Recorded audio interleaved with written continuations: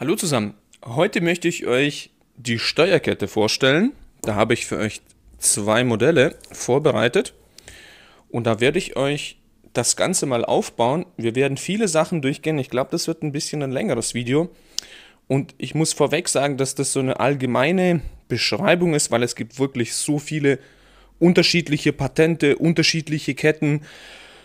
Jeder Hersteller macht so sein eigenes Süppchen, aber im Groben und Ganzen möchte ich euch so die wichtigsten Details dazu erklären, die bekanntesten Fehler, was man so der Steuerkette Schlechtes tun kann, was für Bauteile es gibt, was für Fehlerbilder wir haben und da fangen wir jetzt gleich an. Ach, zu der Steuerkette selbst. Also ihr seht, so sieht eine Steuerkette aus. Die hat dann solche Laschen und Verbindungen und die ist so ähnlich wie diese hier. Also die läuft dann quasi innen auf den Rädern. Die läuft natürlich auch innen auf den Rädern und hat hier quasi dann die Zähne, wo dann innen drin laufen. Und meistens ist es so, dass man an dieser Kette das Ganze spürt, wenn die etwas Luft hat. Also ja, fangen wir mit den Grundlagen an. Ich baue euch mal das Ganze auf, wie das funktioniert und werde euch einige Sachen dazu erklären. Ich muss von vornherein sagen, es ist ein sehr großes Thema. Da gibt es so viele unterschiedliche Patente, unterschiedliche Methoden und Bauteile. Ja. Ich möchte das anhand eines Vierzylinders als Beispiel nehmen und möchte euch die Probleme vieler Suche erleichtern oder quasi No-Gos, was ihr niemals machen dürft, wenn ihr so einen Kettenmotor habt oder was es da für Risiken gibt, was Zubehörersatzteile angeht und so weiter und so fort. Also es wird wirklich ein großes Thema. Ich versuche das mal relativ kompakt zu halten und werde schauen, dass ich euch die wichtigsten Sachen mitgebe. Ich bin mir auch relativ sicher, dass es viele Fragen gibt und dass es vielleicht etwas unterschiedlich ist von Fahrzeug zu Fahrzeug, aber wir machen uns heute mal an einem Vierzylinder fest. Das ist ein 1,4 Liter TSI, der berühmte Kettenmotor von VW. Das sind die Ketten, das ist gerade die Renault-Kette und da sind noch ein paar Bauteile, wir legen am besten gleich los. Fangen wir mal an mit den Bauteilen. Ich werde die einfach mal hinzufügen und so hinlegen, wie sie denn an das Fahrzeug hinkommen und werde euch später mal detailliert einzeln auf die Bauteile drauf eingehen. Und da haben wir dann einen Spanner, der kommt dann so hin. So, ja, das geht auch sogar ganz rein da. Ja, ja. So, dann haben wir hier die Spannschiene oben. Ja, ich muss das vielleicht ein bisschen breiter nehmen, sonst haben wir da ein Problem unten mit dem Rad. Sonst kriegen wir das Ganze nicht drauf. Ich versuche es mal so ins Bild zu positionieren. So, das ist das Kurbelwellenzahnrad, wo quasi die Kette dann läuft. So, dann haben wir noch ein wichtiges Bauteil, das ist der Kettenspanner. Ja, so, der kommt dann auch noch drauf. Es kann aber auch sein, dass dieser Kettenspanner, ich musste aufpassen, das ist so eine Schachtel, die ich gesammelt habe, nicht zu 100% zu den Bauteilen passt. Das muss aber eine grobe Funktionstheorie aufstellen. Nagelt mich da nicht fest. Es kann auch sein, dass das von einem Renault ist oder von einem Opel oder, also wie gesagt, kettentechnisch gibt es da viele Autos, aber so ungefähr grob wird das Ganze aufgebaut und hat dann diese Funktion dann. Dann haben wir die dazugehörigen Schrauben, die da reinkommen. Das ist die lange Schraube und das ist die Zentralschraube. Ja, die kommt dann unten quasi in das Ganze rein. Und dann haben wir noch dieses Magnetventil. Das ist dann theoretisch weiter oben für die Betätigung. Also ich lege das mal oben hin für die Betätigung von der Nockenwellenverstelleinheit. Grob aufgebaut. So, das heißt, wie funktioniert das Ganze? Vorerst mal ganz wichtig ist, man spricht von einer Synchronisation. Warum Synchronisation? Denn die Nockenwellen haben eine Synchronisation zur Kurbelwelle. Und das nennt man auch Steuerzeiten. Das heißt, entweder gibt es Markierungen irgendwo, also ein Zähnchen oder mal eine Markierung oder eine Gravur, oder man steckt das Fahrzeug zum Beispiel ab. Und dann, wenn man das Fahrzeug absteckt, weiß man ungefähr, okay, unten passt's, unten habe ich einen Dorn, der wird eingesteckt, oben habe ich eine Markierung, oder ich habe oben ein Werkzeug, wo ich abstecke und kann dann feststellen, ob das Ganze in Ordnung ist. Weil wenn es außerhalb der Toleranz ist, passen die Steuerzeiten nicht, dann haben wir irgendwo ein Problem. Aber wo suchen wir dann? Dass so ein Kettenproblem, wenn das kommt, akustisch vielleicht auch teilweise schon zu hören ist oder man irgendwelche Fehlerspeichereinträge hat. Aber zurückzukommen zur Funktion, also die Kette wird gespannt über den Kettenspanner, so sieht das Ganze aus, der funktioniert über eine Federkraft und hydraulisch, also quasi hier gibt es eine Ölbohrung, dann gibt es einen Rücklauf, dann fließt das Ganze wieder zurück oder quasi wird bloß aufgebaut, also bei dem wird das bloß aufgebaut. Ja, das kann nicht zurückfließen, okay, das ist so einer. Hier haben wir noch einen Nockenwellenversteller, also das mit den Auslass- und Einlass-Nockenwelle, Kurbelwelle und dieses Bauteil, also der Nockenwellenversteller, der verstellt sich. Und zwar verstellt sich das Innere, bleibt stehen, das ist an der Nockenwelle und das äußere Rad verdreht sich dann in eine Richtung. Da sind auch Kammern drin. Wir könnten später das Ganze mal aufschrauben und reinschauen, wie das aussieht, wenn es für euch interessant wäre. Genau. Boah, sehr komplex. Ich versuche mich da kurz zu halten. Boah, ist echt schwierig für mich, weil es da so viel zu erklären gibt und man so viel falsch machen kann und teilweise auch so viele Probleme gibt mit dieser Geschichte. Das ist wirklich ein Buch mit vielen Bändern. Kommen wir zur ersten Rubrik und das wäre zum Beispiel die Handhabung oder das Material und so weiter. Generelles Problem ist, also man muss sagen, es ist schon die Herstellung selbst. Also je nachdem, wie die Ketten hergestellt sind, ob die qualitativ hochwertig sind oder nicht, gibt es natürlich auch Probleme in dem Ganzen. Ja? Also wenn man sieht, also das sind doch Fahrradketten, nicht einmal, und da läuft ein Motor mit Kraft, also mit wirklich einem teilweise hohen Drehmoment für solche Ketten. Da braucht man sich nicht wundern, dass so Zeug ausleiert oder quasi dann Spiel hat und sich lenkt und man irgendwelche Steuerkettenprobleme hat. Das ist wahrscheinlich von Legierung über Beschichtung, die Auslegung der Materialien spielt eine große Rolle, aber der 1,4 Liter, das ist so der bekannteste von allen und der hat einfach enorme Probleme mit den Ketten gehabt. VW hat dann später die neueren Modelle mit Zahnriemen ausgestattet, weil es eben halt so ein Wehwehchen war in der ganzen Rubrik. Aber nicht nur VW, es gibt ja noch ein paar andere Hersteller, also allgemein sagen wir mal VAG, die das Ganze dann, wo es dann relativ schlecht war mit den Steuerketten. Der Tod für die Steuerketten ist unter anderem, wenn sie schon anfällig sind Kurzstrecken. Kurzstrecke bedeutet, wenn ihr das Fahrzeug startet und vielleicht so 5 bis 10 Kilometer fahrt, das ist relativ wenig. Warum? Der Motor kommt nicht auf die Betriebstemperatur und ihr habt das Problem, die Kette schwimmt im Öl. Die ist permanent im Öl und durch den Benzinkraftstoff. Der Benzinkraftstoff löst das Öl ab.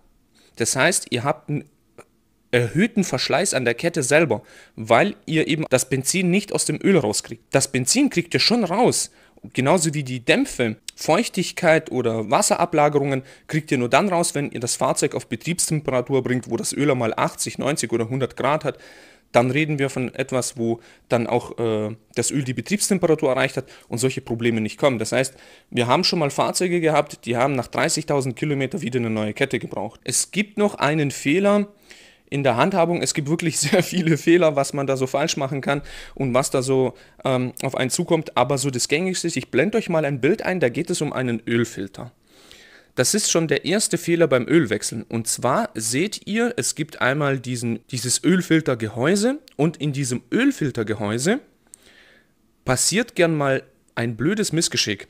Und zwar bleibt dieser Dichtring vom Ölfilter unten in diesem Ölfiltergehäuse liegen. Der Mechaniker schraubt den Ölfilter raus, schraubt den neuen Ölfilter rein. Und was passiert? Ja, dieser Dichtring bleibt drin, es kommt nochmal ein zweiter dazu und der verschließt dann die Öldruckbohrung und ihr habt einen zu geringen Öldruck. Ihr merkt das vielleicht als Kunde nicht wirklich gleich, es ist je nachdem, wie blöd die Dichtung liegt. Manchmal hört man das sofort, dass kein Öldruck da ist, ja, dass also die Kette rasselt. Versuche ich nachher mal ein Geräusch einzublenden, beziehungsweise ein Video, wo man dieses Kettenrasseln hört.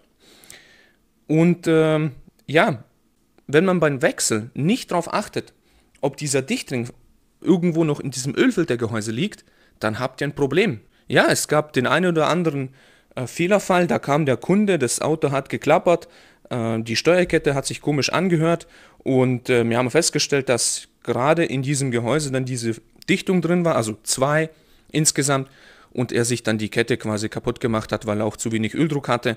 Er hat aber Glück gehabt in der Hinsicht, dass er nicht einen Motorschaden hatte, weil wie gesagt, es ist relativ unterschiedlich, wie blöd die Dichtung da drin liegt, aber im schlimmsten Fall wäre es tatsächlich ein kapitaler Motorschaden. Aber die Kette hat dann halt nicht gespannt, wir hatten einen Ölmangel allgemein und ja, die Kette hat die ganze Zeit Geräusche gemacht, der Versteller hat nicht richtig funktioniert und so weiter. Aber da komme ich nochmal drauf zurück, zu der Fehlersuche. Ich hoffe, ich habe nichts vergessen, ansonsten muss ich das im Nachhinein vielleicht noch etwas hinzufügen, falls es mir wieder einfällt. Kommen wir zum nächsten Thema, und zwar ist es die technische Erneuerung. Es gibt einige Sachen, die wurden vom Hersteller verbessert. Ein Beispiel, ihr habt ein Kettenproblem. Ja? Ihr kommt zu einer Werkstatt und lasst quasi die Steuerkette instand setzen. Es ist so, der Hersteller kennt die Problematik. Er weiß, was für Probleme wir mit den unterschiedlichen Bauteilen haben. Und er sagt dann Folgendes: Okay, wir müssen das Bauteil optimieren oder dieses Bauteil optimieren oder das hier. Also es gibt wirklich viele Möglichkeiten und der Hersteller macht das als allererstes, weil alle anderen, ein Beispiel Febi oder INA oder wie die auch alle heißen, die bauen das nach. Das heißt, die nehmen das Original, entnehmen alles 1:1 und bauen das nach, und zwar kostet es jetzt als Beispiel nur durch die Hälfte. Wobei der Hersteller die Originalteile manchmal auch subventioniert, weil er weiß, dass es ein riesiges Problem ist. Jetzt kommen wir mal zu dem, ein Beispiel, der VW-Konzern hat gemerkt, okay, wir haben hier ein Problem mit dem Ölantrieb, wir haben zu wenig Öldruck allgemein für die Kette oder für den Motor insgesamt und aufgrund dessen verschleißt unsere Kette schneller oder wir haben ein Problem im Öldruck, der zu langsam aufgebaut wird. Jetzt macht der Hersteller Folgendes: Er verändert die Zähnezahl, ja, also da gibt es eine geänderte Variante, deswegen habe ich jetzt die alte Variante, die neue natürlich nicht. Und da verändert sich die Übersetzung, das heißt, die Ölpumpe wird schneller angetrieben und das wird dann quasi empfohlen, bei diesem Kettensatz dann mitzukaufen. So, wenn ihr natürlich aus dem Zubehör etwas kauft, kauft ihr die alte Version. Das heißt, ihr werdet von dem Leiden immer wieder gequält. Warum? Weil es eben nicht erneuert worden ist. Genauso wie die Kettensubstanz, die hat sich dann geändert, oder der Nockenwellerversteller selbst, genauso wie die Kettenspanner. Also es ist immer schwierig. Oft ein Problem ist auch die Begutachten der Zähne. Da sehen die Zahnräder relativ gut aus. Also jeder, der Fahrrad oder Motorrad fährt, kennt es, wie das zu begutachten ist. Die nutzen sich nämlich auch ab, die Räder. Also die verschleißen auch, genauso wie die Kette. Und es wäre blöd, wenn ihr ein verschlissenes Zahnrad hättet und ihr macht eine neue Kette drauf. Ja, also es ist immer Auslegungssache, aber ich sag mal so, wenn ihr schon dabei seid und das Ding ein paar Euro kostet, ich sehe es gerade, das ist ein Renault, dann macht es doch gleich drauf. Es wird nicht die Welt kosten, weil um das Ganze instand zu setzen und aufzumachen, ist es immer eine enorme Arbeit. Viele Kunden können das nicht nachvollziehen, dass wenn zum Beispiel jetzt bei mir der Nockenwellenversteller kaputt geht, ja, da werde ich euch auch ein interessantes Video gleich einblenden, und zwar aus eigener Erfahrung gab es mal den Fall, da hat jemand ein Steuerkettenproblem gehabt und hat das Ganze wechseln lassen müssen. Ja? Also die Schienen, die sind ja auch aus Kunststoff, die können ja irgendwann im Alter mal brechen. Man hat alles gemacht, man hat den Kettenspanner reingemacht, man hat die Kette reingemacht, man hat die Gleitschienen, Spannschienen gewechselt, man hat die alten Bauteile hier oben, wie das Zahnrad als auch den Nockenwellenversteller, hat man drin gelassen. Was ist passiert? In dem Video werde ich euch mal ein Paradebeispiel zeigen, in dem ein Nockenwellenversteller defekt war. Zur Fehlersuche, da gehen wir später drauf ein, aber man sieht, dass die Symmetrie nicht gleichmäßig ist. Man sieht, dass da die Abstände von neu zu alt unterschiedlich sind. Das hat damit zu tun, weil so ein Nockenwellenversteller, den werden wir später mal aufmachen, federbelastet ist und hydraulisch angesteuert wird, also über Öldruck. Und wenn in dieser Mechanik irgendwas nicht stimmt oder irgendwas kaputt geht oder irgendwas klemmt, wie auch immer, dann stellt dieser Nockenwellenversteller nicht zurück in die Ursprungsposition und ihr habt Fehlermeldungen, ja. Das Blöde ist aber, wenn ihr vor 5 Monaten oder vor 2 Wochen die Steuerkette getauscht habt, ihr habt alles getauscht, dann werdet ihr alles nochmal zerlegen müssen. Ihr werdet komplett alles runter machen müssen. Im Regelfall, es gibt Ausnahmen, da kann man das vielleicht noch von oben machen, aber ihr werdet alles zerlegen müssen. Genau der gleiche Arbeitsaufwand, fast 1:1, um zum Beispiel einen Nockenwellenversteller zu erneuern. Also ich lege euch das immer ans Herz, wenn ihr die Steuerkette macht, dann macht bitte die Nockenwellenversteller sicherheitshalber mit, weil wenn irgendwas ist, das haben wir jetzt schon ein paar Mal gehabt, dann kommen die Kunden und sind relativ enttäuscht, weil alles natürlich runter muss und man es denen relativ schwer erklären kann, warum denn man alles auseinanderbauen muss. Es ist doch bloß ein Nockenwellenversteller. Klar, warum? Die Dinger kosten 300, 400, 500 Euro, so ein Nockenwellenversteller. Und das tut natürlich auch weh, wenn man jetzt einen V6 hat mit 2 Köpfen. Dann hat man sogar 4 Stück, also da und auf der anderen Seite nochmal 2. Also insgesamt 4 Stück, da ist man 2000 Euro los, ne? Aber das ist dann natürlich auf eigenes Risiko. Kommen wir zu den Bauteilen und den fehlerhaften Bildern. Da habe ich euch schon hier ein Beispiel gezeigt, wie das ausschaut, wenn die Nockenwellenversteller mal nicht in Ordnung sind. Das ist aber jetzt mal bei VAG, ob das jetzt bei Renault genau das gleiche ist, ist relativ schwierig, weil die bauen die Bauteile ähnlich, aber die Funktion oder man sieht manche Dinge halt nicht auf Anhieb. Kommen wir zum Kettenspanner, fangen wir mit dem als erstes an. Der wird immer mitgewechselt bei jeder Kette und zwar, ich muss jetzt nochmal erwähnen, und zwar gibt es die sogenannte Drehrichtung. Viele von euch sagen oder meinen, der Motor dreht immer rechts rum, also im Uhrzeigersinn. Es gibt auch Fahrzeuge, die drehen links herum, also die Japaner, also Honda, Toyota und so weiter, da gibt es schon Fahrzeuge, die links rumdrehen. Deswegen müsst ihr da aufpassen. Die Drehrichtung ermittelt ihr ganz einfach. Ihr startet kurz das Auto und schaut, in welche Richtung der Motor dreht und schaut auf den Riemen. Manchmal gibt es auch irgendwelche Drehrichtungsanzeigen auf Generatoren oder Riemen oder sonst irgendwas. Ja, so, und dann ist es immer ganz wichtig. Ich zeige euch, warum das ein ganz großes Problem darstellen kann, wieso man das Fahrzeug immer in Drehrichtung dreht. Bei einem Zahnriemenmotor, okay, da passiert vielleicht nicht so viel, aber bei einem Kettmotor kann euch die Kette überspringen.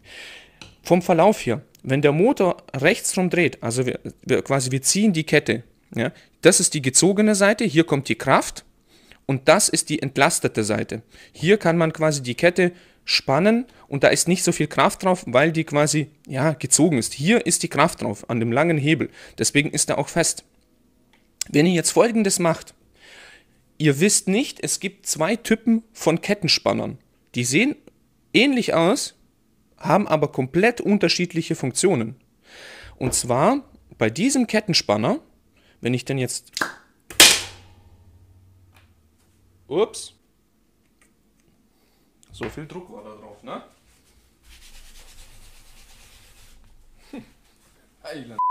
Tja, das war jetzt natürlich ein super Beispiel, wie das Ding rausgeschossen ist.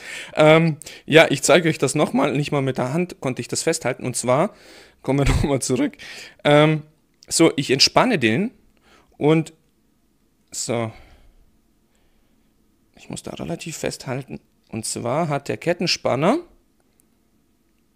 nur eine Feder hier und wird über der Öldruck gespannt. Das heißt, ich kann den in die Ursprungsposition wieder zurück... Leck mich doch. So, und darin besteht die Gefahr. Das heißt, ihr dreht nach links, dann wird diese Seite als die gezogene Seite oder entspannte Seite und das wird zur spannenden Seite. Und was macht die Kraft? Natürlich, sie drückt die Kette hier dagegen und der Kettenspanner wird zusammengedrückt. Es besteht das Risiko, dass die Kette oder der Kettenspanner zurückgedrückt wird, aber die Federkraft nicht mehr ausreicht, weil da ja noch Öldruck ist. Und beim Starten überspringt euch die Kette. Also die wird locker und wenn die schon vorbeschädigt ist, dann überspringt euch das Ganze und ihr habt einen Motorschaden. Also Motorschaden, das heißt, eure Ventile sind krumm, der Motor läuft nicht mehr. Das ist nämlich eine ganz wichtige Sache. Ihr müsst da wirklich vorsichtig sein, immer in Drehrichtung drehen, ich sag's nochmal. Gegenüber jetzt diesem Spanner, da gibt es jetzt nämlich was ganz Interessantes, dieser Spanner, und das sieht man nicht, also außer man hat den neuen, aber ich empfehle es euch nicht. Bei diesem Kettenspanner ist es so, guckt mal. Seht ihr das? Und ich kann nicht mehr zurückdrücken. Also ich kann nur loslassen, aber ich kann nicht mehr zurück. Der Kettenspanner bleibt in dieser Position und ich kann ihn nicht mehr zurückdrücken. Außer ich gehe manuell hin. So. Und drücke den dann zurück. Ja, jetzt klemmt ein bisschen. So, jetzt haben wir es. So, und der hat auch eine Feder. Der wird quasi über den Öldruck gespannt, aber der kommt nicht mehr zurück, weil er diese Rastnase hat. Wir hatten auch immer schon Fälle, diese Rastnase auch gehangen hat. Das heißt, es ist keine Sicherheit. Auch wenn ihr wisst, ihr habt diesen Kettenspanner, trotzdem nicht rückwärts drehen, immer in Drehrichtung drehen. Kann ich nur mehrmals bestätigen und sagen aus eigener Erfahrung, was da passieren kann. Kommen wir zu den Spann- oder Gleitschienen, die ihr überall habt. Also mal ehrlich, ja, also wenn ihr schon dran seid und ihr habt hier so Kunststoffschienen, die relativ brüchig werden, auch durch die Hitze, Kälte, dann kann es sein, dass die vielleicht auf den ersten Blick richtig gut aussehen, aber bei einem kleinen Hinschlagen vielleicht schon auseinanderfallen. Da gibt es nicht viel zu bereden, die Dinger macht ihr immer neu rein. Ja, also das Schlimmste ist natürlich, es gibt manchmal Fälle, wenn ihr ein Magnetventil habt und ihr habt hier vorne Siebe, vorne drin, sind so Siebe kurz vor den Ventile, dann sind da manchmal Späne drin. Also ein Beispiel BMW E87, also 1er BMW, die Kettenprobleme da haben. Und wenn dieses Plastik bricht, dann läuft die Kette auf dem Metall weiter und nutzt dann quasi sich ab, oder die Kette nutzt sich ab. Das wird dann ins Öl geschleudert und irgendwann mal kommt es hier an den Ventilen an. Und dann wisst ihr ganz genau, die Gleitschienen sind gebrochen und die Kette schleift schon auf dem Metall. Man hört es manchmal sogar. So, also die macht ihr immer neu rein. Da reden wir von ein paar Euro. Genauso wie mit den Rädern. Ja, das haben wir besprochen, genauso wie dieses Kurbelwellenrad und der Nockenwellenversteller selber an sich. Den machen wir dann gleich auf. Das Magnetventil, und zwar interessant ist, es gibt einen Fehler. Ich blende euch mal eine Grafik ein. Und in dieser Grafik kann man sehen, das sieht auf den ersten Blick ein bisschen nach Wirrwarr aus. Es ist mit einem Oszilloskop aufgenommen und das soll euch zeigen, wie man messtechnisch draufkommt, dass die Steuerzeiten nicht passen oder ob das tatsächlich so ist. Denn wie kommt denn der Motor drauf? Der Motor kommt über zwei Sensoren auf das Ganze drauf. Er hat einmal einen Kurbelwellensensor, der unten an der Kurbelwelle sitzt irgendwo, und ihr habt oben einen Nockenwellensensor oder Nockenwellensensoren. Also ihr habt einen oder zwei. Und über einen Abgleich stellt der Motor fest, dass, wie zum Beispiel in dieser Grafik, die Steuerzeiten nicht passen, weil das hier verschoben ist. Das muss in dieser OT, sage ich mal, oder Nullstellung, OT sagt man ja oberer Todpunkt, in der Nullstellung quasi sein, und das wäre das Toleranzmaß. Und ja, da ist jeder Hersteller anders. Der eine sagt, ich habe so und so viel Toleranzen, ich habe so viel Toleranzen, aber im Groben und Ganzen muss das in diesem Feld hier sein. Dann sagt das Steuergerät als Beispiel, okay, das ist in Ordnung, das ist innerhalb der Toleranz, ich melde keine Fehler.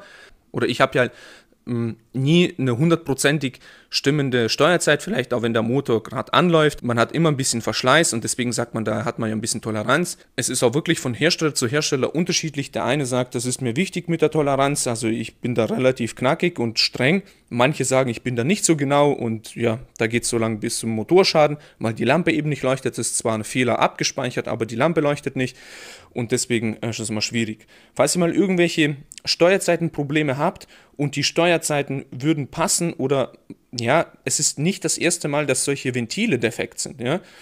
Die Ventile funktionieren elektrohydraulisch, das heißt, wir haben irgendwo einen Öldruck anliegen und der wird dann weitergeleitet, oder je nachdem, also es gibt unterschiedliche Ventile, aber im Großen und Ganzen, ihr schaltet einfach Kanäle frei. Hier ist ein zweipoliger Stecker, das sieht man, hier kann man das ansteuern, und dann bewegt sich quasi diese Welle und lässt dann einen Öldruck durch, der dann in diesem Ventil eine Kammer flutet und das Ganze verstellt. Das mache ich euch gleich auf, dann können wir das genauer anschauen. Zu den Fehlern allgemein. Wenn ihr meint, die Kette hört sich komisch an, so wie in diesem Video gerade, also achtet mal besonders beim Start auf das Ganze und nicht auf dieses Geklackere nachhinein, also das war ein Hydrostößel, wo nun fehlerhaft war, aber so hört sich das Ganze an. Und normalerweise, wenn das Fahrzeug, sage ich mal, einen Tag oder so steht und das Geräusch kommt, ist es vielleicht nicht so schlimm.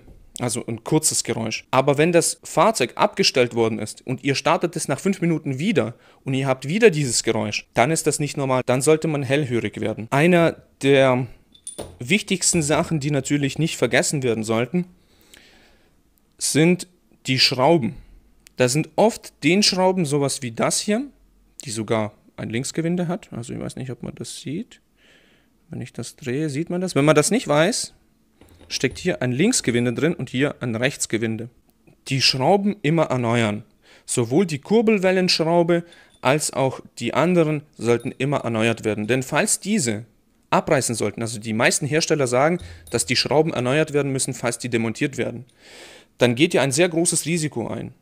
Denn falls diese Schraube nicht mehr hält, da unten oder da oben oder hier, dann habt ihr einen Motorschaden. Dann könnt ihr das alles nochmal reinmachen. Ja? Dann zerhackt es euch jeder alles und dann seid ihr wegen 5 oder 10 Euro, ja, habt ihr einen Motorschaden. Und jetzt habe ich an alle Profis, falls die mal zuschauen, ein Rätsel oder auch normale Leute, die das nicht täglich tun. Ich habe mir schon ein paar Mal die Frage gestellt, wenn ich bei einem Hersteller unten, oben Markierungen habe oder Werkzeug und das Ganze abstecke, dann brauche ich ja keine Markierung auf der Kette, so wie hier. Also hier sieht man das, hier sind ja die Kettenglieder so angezeichnet, weil das Ganze dann grob so oben drauf liegt. Ja, also machen das mal so ein bisschen.